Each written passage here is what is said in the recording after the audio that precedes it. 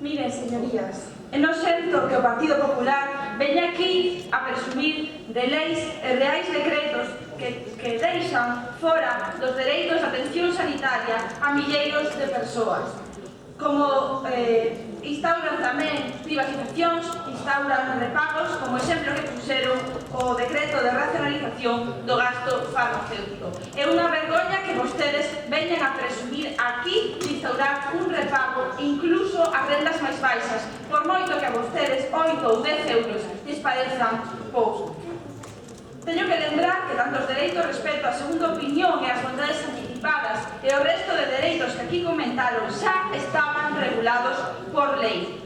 Non é verdade que se faga unha lei nova. Faise unha inutilidade de corta e pega de artigos de diferentes leis, un remix, un batiburrillo para, aínda por riba, regular estes dereitos abaixo. E, desde logo, sí que estamos de acordo en algo, como ben dicía tamén a compañera do Bloque Nacionalista Galego, de que esta lei evidentemente de calado. É unha lei que cala, que perfora e que destrue a nosa sanidade pública.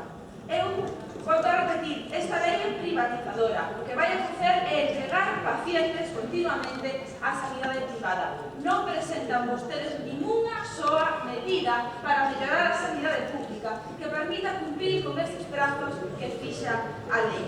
De feito, incluso esa proposición non de lei que aprobamos en comisión que instaba a abrir quirófanos e consultas polas tardes, que lembro que foi aprobada por maioría absoluta, a señora conselleira xa dixo que iba a ser de difícil aplicación, obviando o acordado nesta Cámara. Parece que os acordos desta Cámara non valen nada. Me pregunto eu onde está a transparencia e a democracia.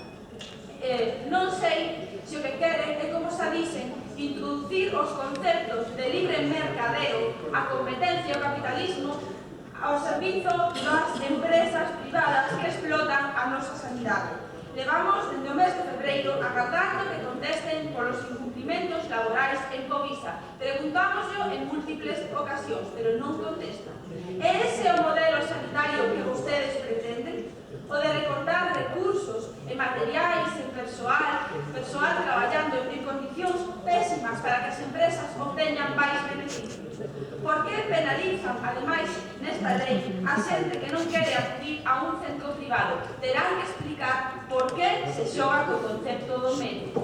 Por que penalizan a xente que non ten recursos para desplazarse a outros centros aloxados do seu domicilio?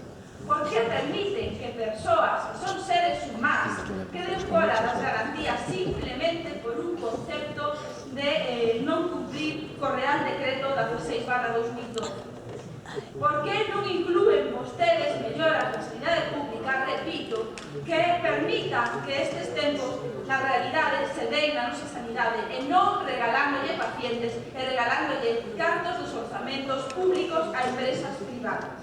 Esta lei, señorías, é unha auténtica aberración que vai privatizar o pouco que queda xa da nosa sanidade.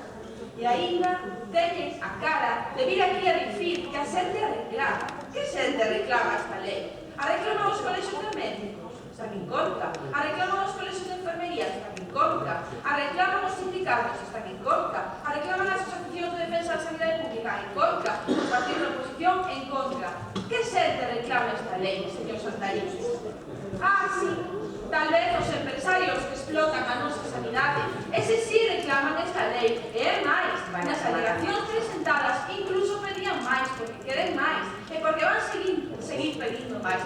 E parece que este goberno cumple con todo o que lles promete a eles, porque os cidadáns e cidadas galegos nada de nada. Non se preocupen, imos acudir ao debate para lembrarles que isto é unha barbaridade e que non imos tolerar este atropelo. E de momento imos ter a marea branca nas rúas galegas. Gracias.